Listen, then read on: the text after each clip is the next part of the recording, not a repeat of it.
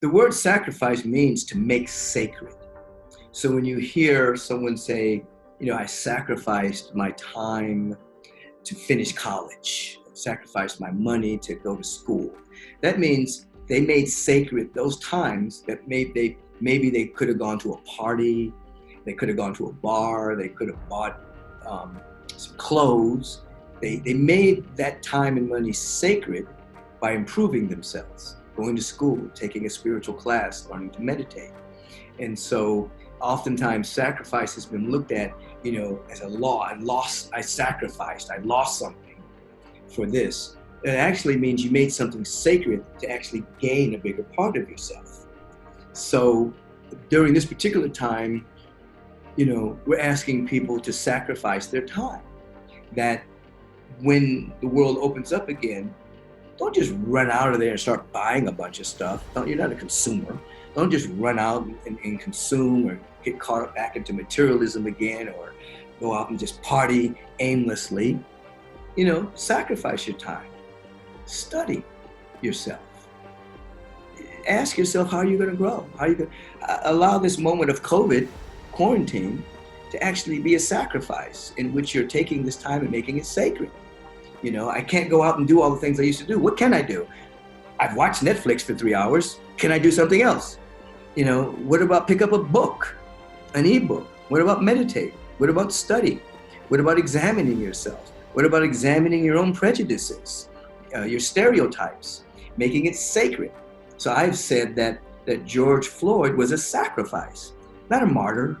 We're not looking at his life as a pristine, beautiful human life, but his life has been made sacred because it was a spark plug for great protest, great self-analysis of a country, and a great beings around the world waking up saying, we can't tolerate this anymore.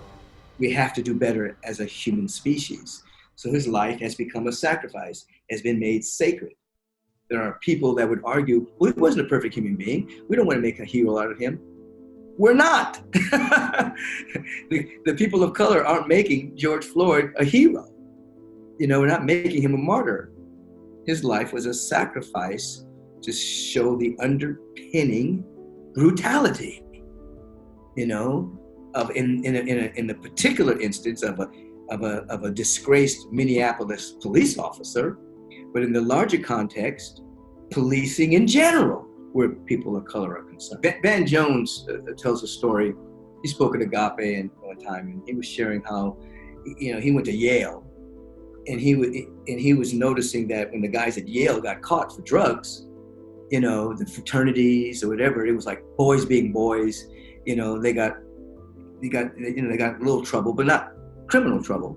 And then right down the street, the black people who got caught with the same amount of drugs went to jail. So the people in Yale didn't go to jail. Boys will be boys. People that are in the frat boys, they have to get their marijuana, they have to get their cocaine. And this right down the street was different justice. And he talked about the fact that really opened his mind up to, he knew it already, but it really was a stark contrast to how one group of people are treated for the exact same thing and how another group of people are treated for the exact same thing. And again, that's justice based upon economics and race, So so sacrifice, we want to make sacred our mind, our life, our money.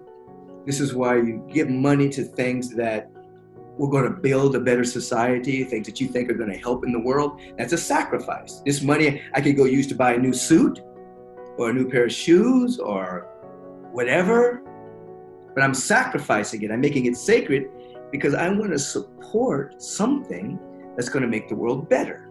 So what looks like a loss is really a gain on a soul level and a gain on a societal.